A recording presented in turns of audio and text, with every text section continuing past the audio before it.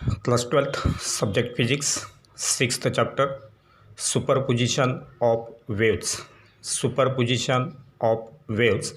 From the chapter, let us see vibrations of air column in a pipe open at both ends. Vibrations of air column in a pipe open at both ends. So if any pipe is open at its both ends and the air column is created in it and it is set into vibrations, then it will vibrate by different modes.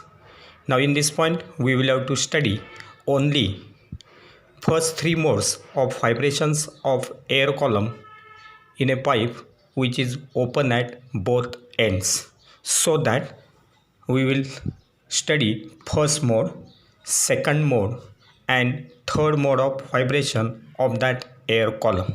So let us see the first one. So if you consider any pipe which is open at both ends, then the boundary condition is that at its open end there will be always formation of the antinode, and in between antinode there will be formation of the node. That means in case of a pipe open at both ends, always at the two ends of the pipe there will be formation of antinode, and hence in case of the pipe which is open at both ends, the end correction is twice of E, that is 2E, since the antinodes are produced at the two ends, that is open ends of that pipe. So if we consider the first mode of vibration of the air column in a pipe which is open at both ends, at that time it will produce two antinodes and one node. Then the length of the pipe L, small l, and this will be the length of the air column, capital L. So in this case L will be equal to lambda by 2. L is equal to lambda by 2, and this will be the fundamental mode, or it will be called as first harmonic. So in case of the first mode of these vibrations, the two antinodes and one node will be formed. Now if you consider the length of the air column, that is this length of the air column is equal to lambda by 2. So if length of that air column L will be equal to lambda by 2, or we can write lambda is equal to 2L. Lambda is equal to 2L. Therefore for this first mode of vibration, if N represents the frequency of vibration of that air column, if N represents the frequency of vibration of the air column, then we can write N is equal to phi by lambda. N is equal to phi by lambda, but lambda is equal to 2L, and therefore N will be equal to phi by 2L. So this capital L will represent the length of the air column. This will be written in terms of length of the pipe and the end correction as phi upon 2 into L plus 2E. Phi upon 2 into L plus 2E, or phi will be equal to 2N into L plus 2E.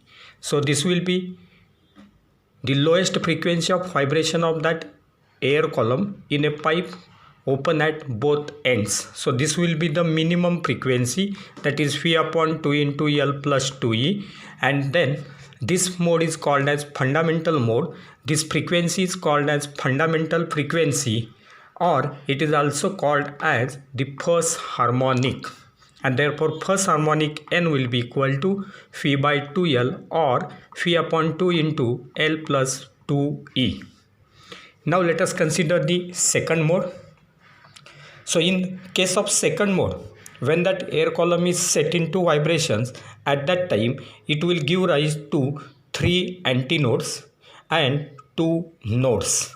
Three antinodes and two nodes will be formed, and therefore in this case the length of the air column L will be equal to lambda 1, that is one complete wave will be formed, as in the first mode only half wave was there, therefore it was lambda by 2. and therefore now here one full wave is formed, and therefore this L will be equal to lambda 1. As here frequency change, wavelength will also get changed, and therefore in the first mode wavelength was lambda, in the second case it is taken as lambda 1, and then this mode of vibration will be give rise to the second harmonic or first overtone. It will be first overtone. Now if you consider the length of the air column L in this second case, then the length of the air column L will be equal to lambda 1. Now if N1 represents the frequency of vibration for the second mode of vibration, if N1 is the frequency of vibration of that air column for this second mode of vibration, then N1 will be equal to phi by lambda 1. N1 is equal to phi by lambda 1, that will be equal to phi by L, because lambda 1 is equal to L. It will be written as phi upon L plus 2E, phi upon L plus 2E. So in this case, if you write it as phi upon L plus 2E, then the fundamental frequency is phi upon 2 into L plus 2E. If you compare this frequency N and this frequency N1, then we can write N1 is equal to 2N, because it is half phi upon L plus 2E and it is 1 upon L plus 2E, and therefore we can write N1 is equal to 2N. This higher frequency, that is greater than the fundamental frequency, is called as the second harmonic or the first overtone. Second harmonic or first overtone. Similarly, if you proceed for this third mode, then in case of third mode of vibration, there will be 4 antinodes and 3 nodes. So in the third mode of vibration of this air column, it will give rise to 4 antinodes and 3 nodes, and in this case the length of the air column will be equal to 3 lambda 2 by 2, 3 lambda 2 by 2, and therefore here 2 loops are completed, that is 1 wave, and this will be half wave. So 1.5 wave is formed, therefore L will be equal to 3 lambda 2 by 2. In this case, that frequency will be called as third harmonic or second overtone. And therefore, if you consider the length of the air column, then in this case, the length of the air column will be given as length of air column L is equal to 3 lambda 2 by 2, 3 lambda 2 by 2, or it will be lambda 2 equal to 2L by 3. Lambda 2 is equal to 2L by 3. Now if N2 represents the frequency of vibration for this third mode, if N2 is the frequency for vibration of this third mode, then N2 will be equal to phi by lambda 2. But lambda 2 is equal to 2L by 3, and therefore we will get 3V by 2L as N2. So N2 is equal to 3V by 2L. It will be further written as 3V upon 2 into L plus 2E. 3V upon 2 into L plus 2E. If you compare this value of N2 again with this N fundamental frequency, then it will be 3 times phi upon 2 into L plus 2E, that is 3N, and therefore we can write N2 is equal to 3N. So this higher frequency N2 is called as the third harmonic or second overtone. Third harmonic or second overtone. Therefore, in case of a pipe open at both ends, it will contain fundamental frequency, then higher frequency 2N, then next frequency 3N, after that 4N, 5N, and so on. And therefore, we can say that in case of the vibrations of air column in a pipe open at both ends, all harmonics are present. So all harmonics will be present in case of the vibrations of air column in a pipe open at both ends. And therefore, in general, we can write for pth overtone, NP equal to frequency of that pth overtone, NP equal to P plus 1 into fundamental frequency N, P plus 1 into N, where P takes value 0, 1, 2, 3 and so on. So this will be regarding the first three modes of vibrations of the air column in a pipe open at both ends. And now let us see the practical determination of end correction.